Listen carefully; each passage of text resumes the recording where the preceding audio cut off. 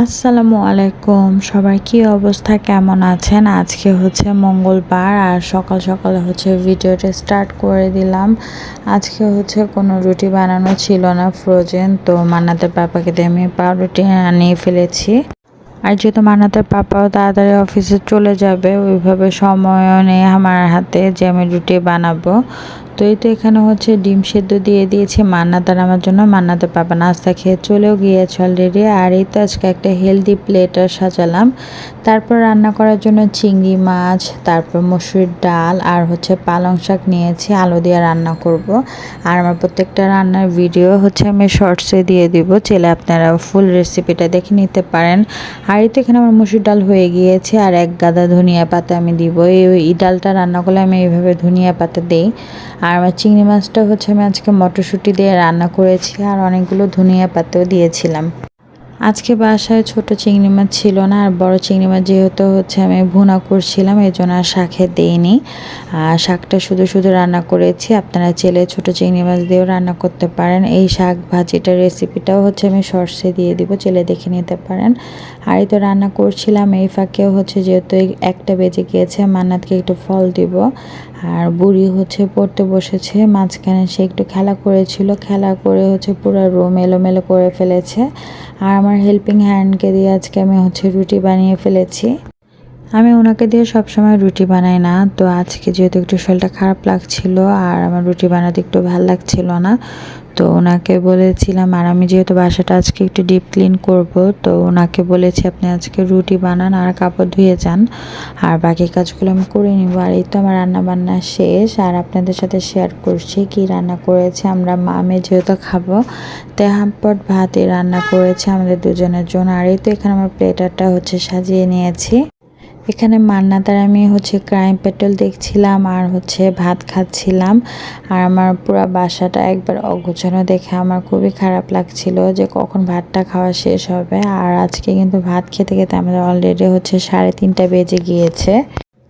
আমি অলরেডি হচ্ছে ক্লিনিংয়ের কাজ কিছুটা করে ফেলেছি আর কিছু বাকি আছে, সেটা হচ্ছে ভাত খাওয়ার পরে হচ্ছে আমি করা স্টার্ট করে দিব। আমি না সবসময় মান্নাতকে ভাত খাওয়াই, তারপর হচ্ছে আমি খাই। আর আজকে আমার অনেক ক্ষুধা লেগে গিয়েছিল, তাই হচ্ছে ওকে আগে আমার সাথে বসিয়ে দিয়েছি, কিন্তু ম্যাডাম হচ্ছে খাচ্ছে না। ও হচ্ছে হাবিজাবি খাচ্ছে। আমি জানি যে ও মোটামুটি মাছটা খেয়ে ফেলবে আর স্যালাডও খেয়ে ফেলবে, কিন্তু ভাতটা খাবে না। সেটা হচ্ছে আমার ভাত খাওয়ার পরে হচ্ছে ওকে খাওয়াতে হবে। আর মায়ের মন তো খাওয়ার মাঝখানে, তাও আবার হচ্ছে ওকে লোকমা তুলে দিচ্ছে যাতে একটু একটু করে ভাত খায়। তারপর আমাকে বললো যে না, তুমি খেয়ে আমাকে খাওয়াই দাও, আমি মাছটা ফিনিশ করে ফেলি। আর এতে এভাবে মসুর ডাল আর লেবু চিপড়ে কাঁচামরিচ দিয়ে মেখে খেতে কিন্তু আমার বেশি ভালো লাগে। আপনাদের কেমন লাগে অবশ্যই কমেন্টে জানাবেন।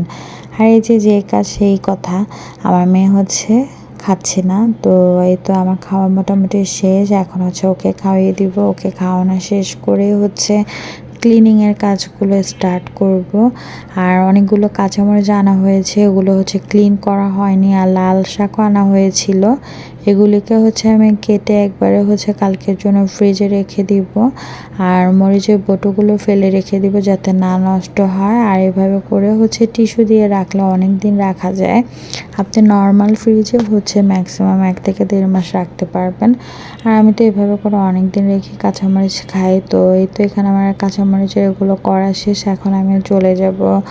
যেহেতু রান্না বান্না করেছিলাম আর রুটি বানানো হয়েছিল, হাঁড়ি পাতিল হয়েছে, তারপর ভাত খাওয়ার পরে যে হাঁড়ি পাতিল হয়েছে ওগুলো হচ্ছে আগে ক্লিন করে নিব।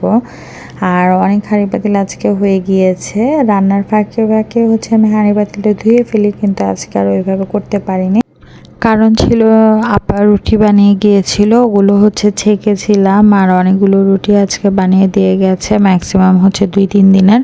তো 2-3 দিনের সকালের নাস্তার জন্য আমার কোনো প্যারা নাই। তারপর হাঁড়ি পাতিল ধোয়া শেষ করেই তো ক্লিনিংয়ের কাজ শুরু করে দিয়েছি। আর একদিকে হচ্ছে মান্নাতকে খাওয়াচ্ছিলাম আর ক্রাইম পেট্রোলও দেখছিলাম। আমার হচ্ছে টিভি দেখতে দেখতে এভাবে কাজ করতে অনেক ভালো লাগে। আর আমি হচ্ছে হয়তো বা গান বা ক্রাইম পেট্রোল দেখে দেখে হচ্ছে কাজগুলো শেষ করি। তো আপনারা কি আমার মতো করেন কিনা সেটা জানাবেন। আর এই ফাঁকে এসে দেখি মান্নাত বুড়ি চিপস খেয়ে পুরো বেডটাকে নোংরা করে ফেলেছে। আর যেহেতু এই বেডে কেউ ঘুমায় না, তো মান্নাতই সারাক্ষণ খেলে, তো এখানে আমি একটা বড় অল ক্লথ বিছিয়ে দিয়েছি যাতে ক্লিন থাকে। আর এই তো আমার রুমও গুছানো শেষ। কি শান্তি বাসাটা গুছানোর পরে, সেটা আপনাদের সাথে শেয়ার করলাম। পুরো বাসাটা আমি আজকে ক্লিন করেছি এবং বিছনা টিছনা সব করে ফেলেছি এবং নামাজটা পড়তে যাচ্ছি। আর আমার রান্নাঘরের অবস্থা এই ছিল। তারপর ক্লিন করার পরে দেখেন মিনিটের ভিতরে রান্নাঘরটা যেভাবে ক্লিন হয়ে গেছে, এরকম হয়ে গেলে কতই না ভালো হতো। আজকে বলতে গেলে সকাল 11টা থেকে সন্ধ্যা 7টা পর্যন্ত আমি টানা কাজ করেছি। শুধু খাওয়ার টাইমগুলোতে আমি বসতে পেরেছিলাম। তারপরেই তো এখানে মানাতের জন্য আমরা গরুর দুধ রোজ করি, ওইটাই ওর জন্য নিয়েছি বিকালে নাস্তা দেওয়ার জন্য। আর আজকে আমি সন্ধ্যায় চা খেতে ইচ্ছা করছে না, আর এই আনারসটা ছিল, এটাই হাফ আমার জন্য কেটে নিব। আর এই তো এখানে আমি বটি দিয়ে আনারসটা কেটে নিচ্ছি, ছোট ছোট ফালি করে কেটে নিব। মান্না তো অনেক জেদ করছে যে ও এখন আনারস খাবে, কিন্তু আমি ওকে এখন দিব না। এখন দিলে ওর অ্যাসিডিটির প্রবলেম হবে, আর এই জন্য অনেক কান্নাকাটিও করছে যে না, ও খাবেই খাবে। তারপর অনেক বুঝিয়ে শুনিয়ে ম্যাডামকে কর্নফ্লেক্স দিয়ে মিল্ক দিয়ে দিলাম, আর ও এখন খাবে।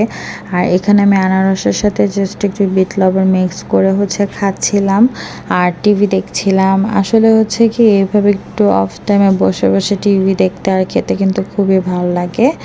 আর এই তো আমার এখানে অলমোস্ট প্রায় খাওয়া শেষ হয়ে গিয়েছে। আর ওদিকে আমি রাতের জন্য ভাতও বসিয়ে দিয়েছি। আর আমার ম্যাডাম এই খাবারটা একা একাই খেতে পারে, এটা খেতে আমাকে লাগে না। এই একটা খাবারই সে খুব ভালো করে খায়, যেটার জন্য আমাকে কোনো বিরক্তই সে করে না। আর এই চাবির রিংটা আমার নানু আমাকে হজ করতে গিয়েছিল, সেখান থেকে এনে দিয়েছে। আর এই চাবির রিংটা আমার অনেক মায়া জড়িত, যেহেতু এটা নষ্ট হয়ে গিয়েছিল। তারপর এটাকে আমি একটু কালার করে নিয়েছিলাম। আর যেহেতু হাতে একটু সময়ও ছিল, আর মোটামুটি কাজও আমার আজকে শেষ, তো বসে বসে কি করব, টিভি দেখছিলাম। আর এটা ক্লিন ঠিক করলাম। অ্যান্ড মানাতকে রাতের ডিনার করিয়ে দিব, যেহেতু 10টা বেজে গিয়েছে। আর ওর বাবা এখনও আসেনি, তো ওকে খাওয়াই ঘুম পাড়িয়ে দিব, কারণ আজকে দুপুরে ওকে আমি ঘুম পাড়াতে পারিনি। আর যেহেতু ম্যাডাম সকাল 9টার সময় উঠেছিল, আর এখন একবার নেওয়ার সাথে সাথে বেডে ও 10 মিনিটের ভিতরে ঘুমিয়ে গিয়েছে। এখন ও তো ঘুমিয়ে গিয়েছে, ওর বাবা আসতে আজকে অনেক লেট করছিল। তো আমি এখন বসে থেকে কি করব, আমি মেহেদি দেওয়া স্টার্ট করেছি এবং মানাতে বাবা এসে একা একা আজকে খেয়েছে। তো আজকে ভিডিও এই পর্যন্ত। ভালো লাগলে অবশ্যই ফ্রেন্ড এবং ফ্যামিলির সাথে শেয়ার করবেন। আবার দেখাবেন নেক্সট কোনো ভিডিওতে। এই পর্যন্ত আপনারাও ভালো থাকবেন, আমার জন্য দোয়া করবেন। আল্লাহ হাফেজ।